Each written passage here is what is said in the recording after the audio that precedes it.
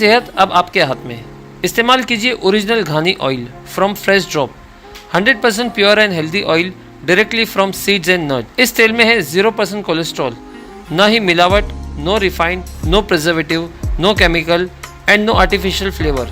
सभी तेलों को FDA सर्टिफाइड लैब में टेस्ट किया हुआ है। Good for health, good in taste. Fresh drop घानी ऑयल। फ्री होम डिलीवरी के लिए आज ही संपर्क कीजिए @नजराना सिनेमा, अपोजिट संतोष ज्यूस सेंटर, शिवाजी महाराज चौक, भिवंडी। चिंतनातून व प्रदीर्घ अनुभवातून लोकांसमोर मांडला तो काळाच्या ओघात सगळ्यांना पटला।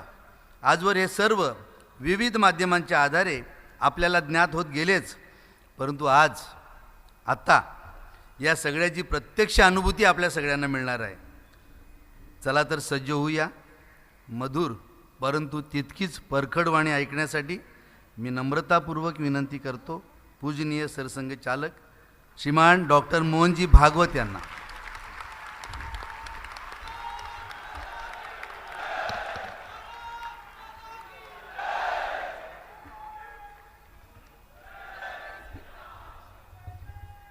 मुझे हिंदी में बात करने की सूचना है।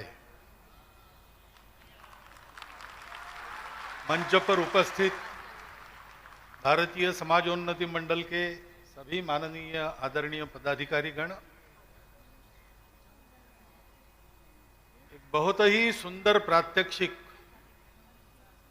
जो प्रात्यक्षिक के नाते भी और संदेश के नाते भी बहुत उत्कृष्ट रहा, ऐसा सादर करने वाले सभी छात्र छात्रा बंधु भगिनी, उनके आचार्यगण आचार्यागण, उपस्थित नागरिक सज्जन, माता भगिनी, अपने 76वें गणराज्य दिन के इस मुहूर्त पर आज का कार्यक्रम देखकर मुझे बार बार एक कहानी याद आ रही।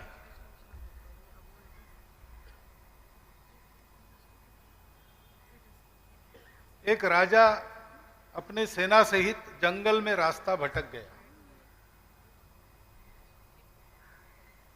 बहुत खोजने पर उसको एक टूटी फूटी झोपड़ी मिली, उसमें एक महात्मा जी बैठे थे। तो महात्मा जी को उसने पूछा कि हम इतने सारे लोग हैं, थके हैं, कहीं रहने भोजन विश्राम वगैरह की व्यवस्था हो सकती है क्या?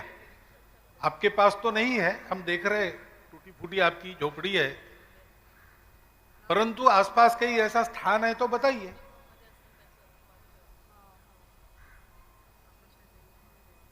तो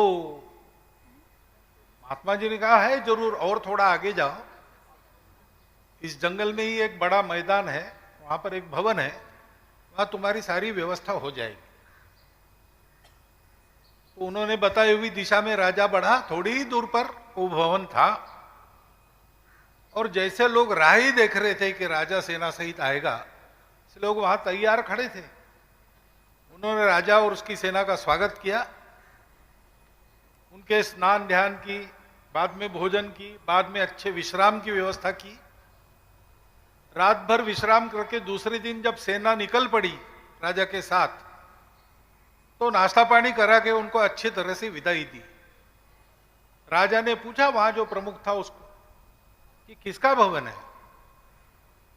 तो जिन्होंने आपको बताया यहां आने के लिए उन्हीं का है। आश्चर्यचकित हो गए। उनका वापसी का रास्ता उसी झोपड़ी के सामने से जा रहा था, वहां महात्मा जी बैठे थे। तो राजा ने उनको कहा कि इतना बड़ा आपके पास भवन है, सारी बातें हैं, आप यहां क्या कर रहे हैं? तो महात्मा जी ने कहा कि अगर उस भवन में मैं रहने को जाऊं तो फिर इतने सारे लोगों की व्यवस्था वहां होना बंद हो जाएगा। वो मेरा बनाया है, लेकिन जब तक मैं उससे दूर हूं तब तक वो अपनी सेवा करते रहेगा। मुझे फल नहीं चखने हैं, फल दूसरों को देने। आज हम अपने देश में, अपना देश आगे बढ़ रहा है, प्रगति कर रहा है, दुनिया में उसकी प्रतिष्ठा बढ़ रही है, उसकी अर्थव्यवस्था की शक्ति बढ़ रही है, सामरिक शक्ति में वृद्धि हो रही है। ये किनके भरोसे हमको आज प्राप्त हो रहा है? हम ये जो आदर सत्कार पा रहे हैं, उदाहरणार्थ 27,000 छात्र सब प्रकार के वर्गों के यहां पर उत्तम शिक्षा पा रहे हैं। क्यों हो रहा है? तो स्वर्गीय अण्णा साहब जादव जैसे अपने जो पूर्वज थे, उन्होंने ये सब खड़ा करके इससे दूर रहकर त्याग पूर्वक जीवन का निर्वाह किया, परिश्रम किया, अपने लिए नहीं।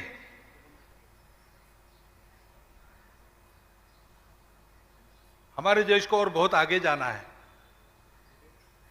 और आज विश्व प्रतीक्षा कर रहा है कि भारत से हमको आगे का रास्ता मिले।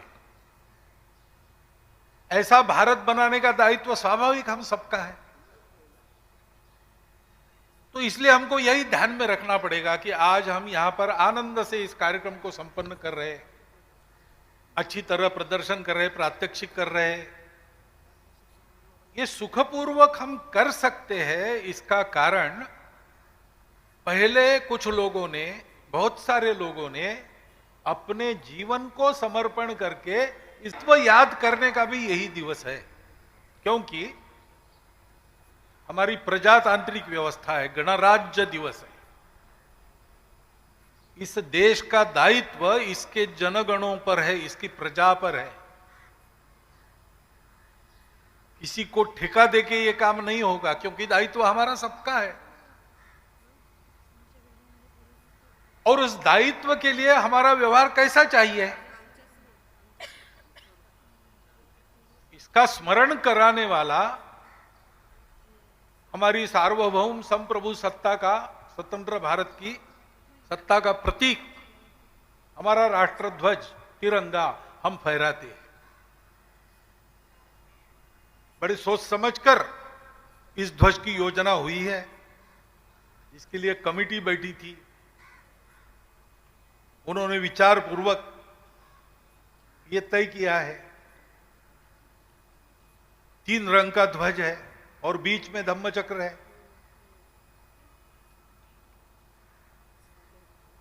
सबसे ऊपर त्याग का रंग है, कर्म का रंग है।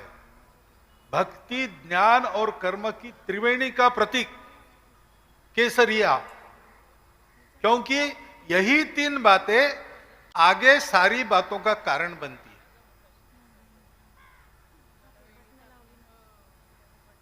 उद्यम करना पड़ता है, कर्म करना पड़ता है और ज्ञान पूर्वक करना पड़ता है। बिना सोचे समझे किया हुआ काम ये फल नहीं देता, उल्टा संकट लाता है। बिना ज्ञान के कर्म विक्षिप्त कर्म, यानी पागल का कर्म हो जाता है।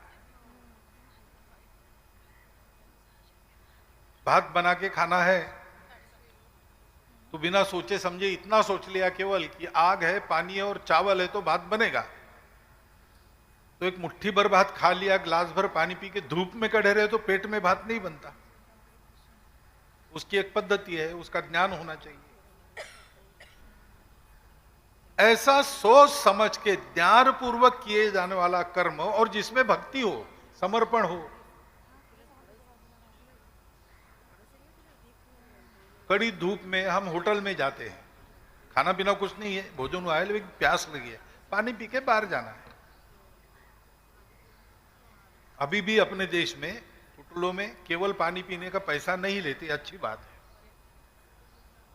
परंतु हम जाकर अगर केवल पानी पी के निकले तो वेटर हमको ऐसी तुच्छता की नजर से देखता है और बाहर जाते समय गल्ले वाले को बोलता है, खाया पिया कुछ नहीं, खाली पानी पी के जा रहा है, जाने दो।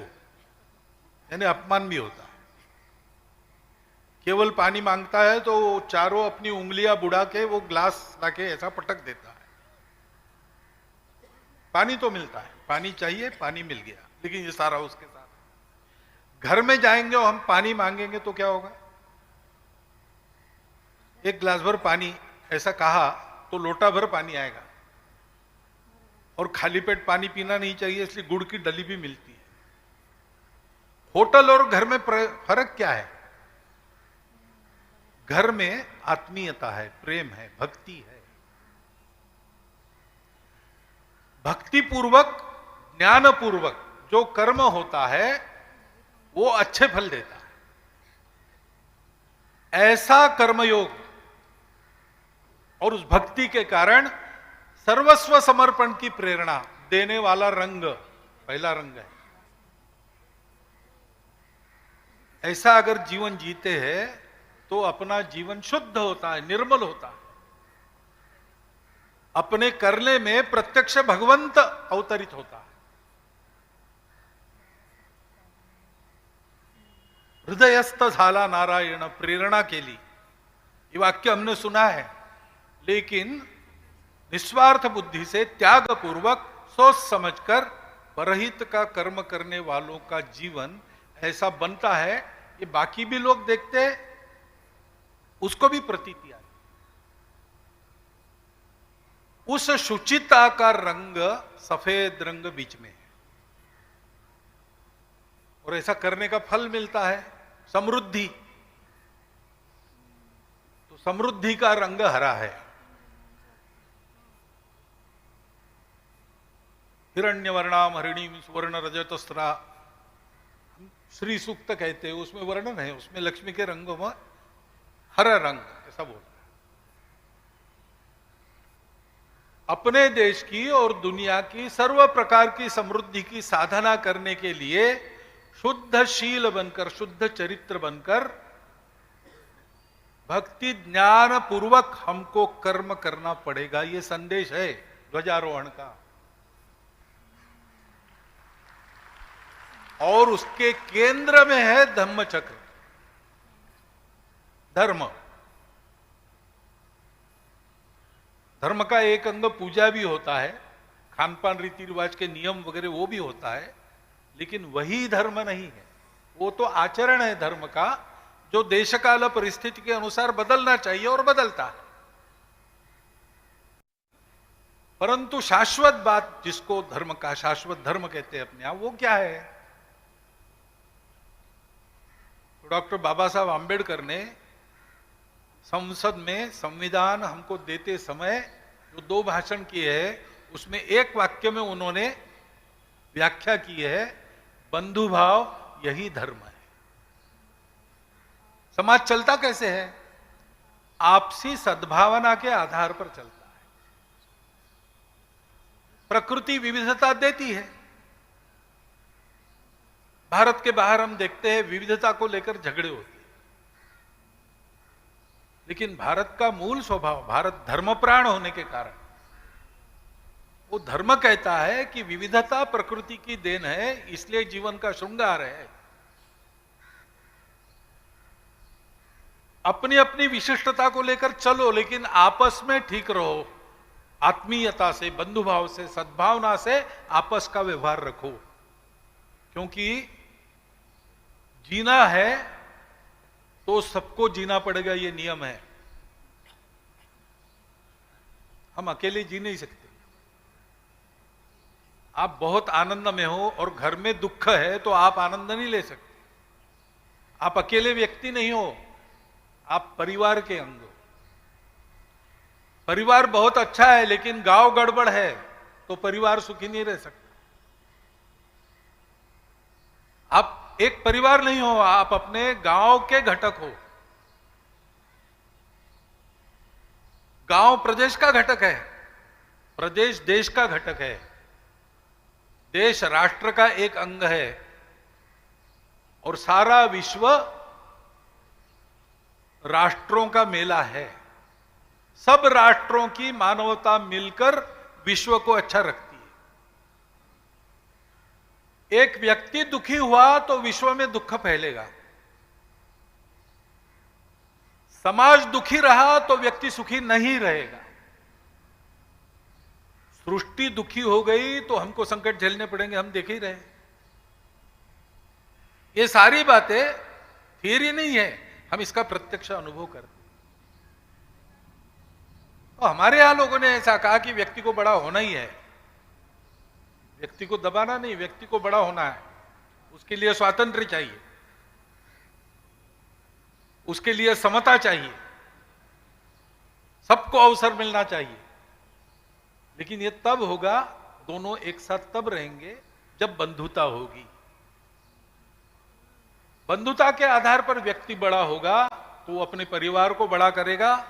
बड़ा परिवार अपने गांव को बड़ा बनाता है। हम उदाहरण देख रहे हैं, मुझे दूर जाने की जरूरत नहीं। 78 वर्षों का अपने भारतीय समाजोन्नति मंडल का इतिहास आप देख लीजिए, आपको यही मिलेगा। एक व्यक्ति परिश्रम पूर्वक जो भी मिला समाज का सहयोग उतना ही लेकर बड़ा हुआ, लेकिन वो अकेला बड़ा नहीं हुआ, सबको बड़ा करने की व्यवस्था हो गई। ये जो जीवन है इसी को कहते हैं धर्म। अपने राष्ट्रध्वज के केंद्र में वो धम्मचक्र है। वो बंधुभाव का, समता का, समरसता का संदेश देता है, सबकी समानता का संदेश देता है, सबकी स्वतंत्रता का संदेश देता है। हमारे जीवन में ये सारी बातें ध्यान में रखकर ही हमको रहना है।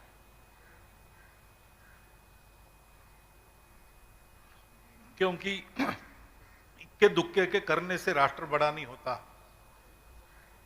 पूरे समाज को अपना देश बड़ा हो इसलिए प्रयास करना पड़ता है।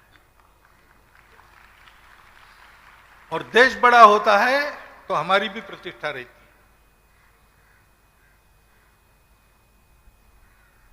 हम लोग स्वतंत्र हुए तो बहुत दुनिया में शंका थी कि कैसे जी लेंगे, इनको तो आदत ही नहीं है राज्य चलाने की, कैसा होगा। लेकिन हमने जी लिया। हमने अपने ऊपर आक्रमण हुए उनका प्रतिकार किया। देखने लायक विजय जब मिली, एक बार पहली लड़ाई चीन से जो हुई उसमें हमको दुर्भाग्य से पीछे आना पड़ा, तो दुनिया भर के भारतीयों को प्रतिष्ठा का व्यवहार नहीं मिला। लेकिन बाद में 71 के युद्ध में हमने जो विजय प्राप्त की तो सब लोग, विदेशों में जो हमारे लोग थे, उनको प्रतिष्ठा की नजर से देखने लगे। पोखरण 1 हुआ, पोखरण 2 हुआ, हमारी प्रतिष्ठा बढ़ी। जब जब हमारा देश आगे गया, इस देश में और बाहर देश में बसने वाले हमारे व्यक्तियों को, कुटुंबों को प्रतिष्ठा के उन्नति का अनुभव हुआ।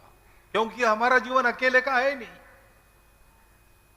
मैं जीता हूं इसका मतलब अपने आप पर है ही। स्वार्थ के लिए जीने वाला उसको अच्छा नहीं कहते। ऊंचा भया तो क्या भया, जैसे पेड़ खजूर, पथिकन को छाया नहीं, हद लागे अति दूर, ऐसा कबीर जी ने कहा है। अपने कुटुंब को बड़ा करता है उसको लोग अच्छा मानते हैं। होनहार है युवक, कर्तृत्व संपन्न है, घर को विपत्ति से निकालकर बड़ा किया। और जो कुटुंब गांव की सेवा करता है वो अधिक प्रतिष्ठित होता है। जिस गांव से अच्छे अच्छे लोग देश के लिए मिलते हैं उस गांव की एक प्रतिष्ठा होती है। देश के लिए काम करने वालों की जयंती पुण्यतिथि हम लोग मनाते हैं। और अगर विश्व के लिए कोई काम करता है हमारे यहां अपने स्वार्थ को भूलकर, उसको तो हम सामने आने पर साष्टांग नमस्कार करते हैं। हमारे सन्यासी, मुनि, यति, भिक्षु, ये सब लोग ऐसे हैं, अपना जीवन छोड़ दिया सारे सृष्टि के भलाई के लिए। तो ऊंचा से ऊंचा आदमी भी ऐसे लोग जब सामने आते हैं तो उनको नमस्कार करता है। क्योंकि हमारे यहां प्रतिष्ठा उसी की है। कौन कितना कमाएगा ये महत्व की बात नहीं है, कौन कितना बांटेगा ये महत्व की बात।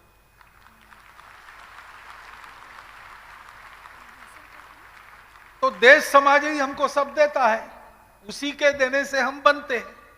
हमको लगता है हमने परिश्रम किया, करना भी चाहिए, अपने पुरुषार्थ से ही आदमी बनता है, परंतु पुरुषार्थ को फल देने वाला भी समाज है।